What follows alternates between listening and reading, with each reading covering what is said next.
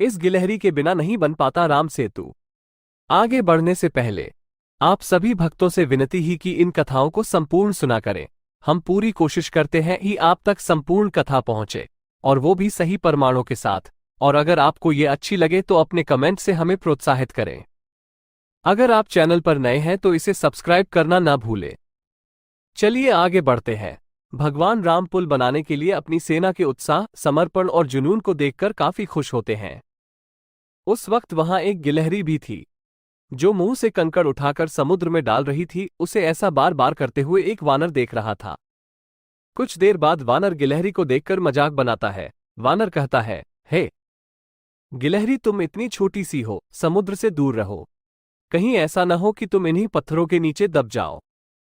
ये सुनकर दूसरे वानर भी गिलहरी का मजाक बनाने लगते हैं। गिलहरी यह सब सुनकर बहुत दुखी हो जाती है। भगवान राम भी दूर से ये सब होता देखते हैं। गिलहरी की नजर जैसे ही भगवान राम पर पड़ती है, वो रोते रोते भगवान राम के समीप पहुंच जाती है। परेशान गिलहरी श्री राम से सभी वानरों की शिकायत करती है। तब भगवान राम खड़े होते हैं और वानर सेना को दिखाते हैं कि गिलहरी ने जिन कंकड़ों व छोटे पत्थरों को फेंका था, वो कैसे बड़े पत्थरों को एक दूसरे से जोड़ने का काम कर रहे हैं। भगवान राम कहते हैं, अगर गिलहरी इन कंकड़ों को नहीं डालती तो तुम्हारे द्वारा फेंके गए सारे पत्थर इधर उधर बिखरे रहते।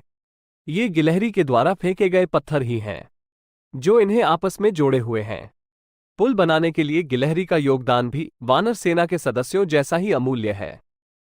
इतना सब कहकर भगवान राम बड़े ही प्यार से गिलहरी को अपने हाथों से उठाते हैं। फिर गिलहरी के कार्य की सराहना करते हुए श्री राम उसकी पीठ पर बड़े ही प्यार से हाथ फेरने लगते हैं। भगवान के हाथ फेरते ही गिलहरी के छोटे से शरीर पर उनकी उंगलियों के निशान बन जाते हैं। तब से ही माना जाता है कि गिलहरियों के शरीर पर मौजूद सफेद धारियां कुछ और नहीं बल्कि भगवान राम की उंगलियों के निशान के रूप में मौजूद उनका आशीर्वाद है। दोस्तों, आपको ये कहानी कैसी लगी? आप अपने कमेंट्स के द्वारा हमें अवश्य बताएं। ये स्टोरी पसंद आने पर लाइक और शेयर करें। ऐसी ही और कहानियों के लिए हमें सब्सक्राइब कर लें। धन्यवाद।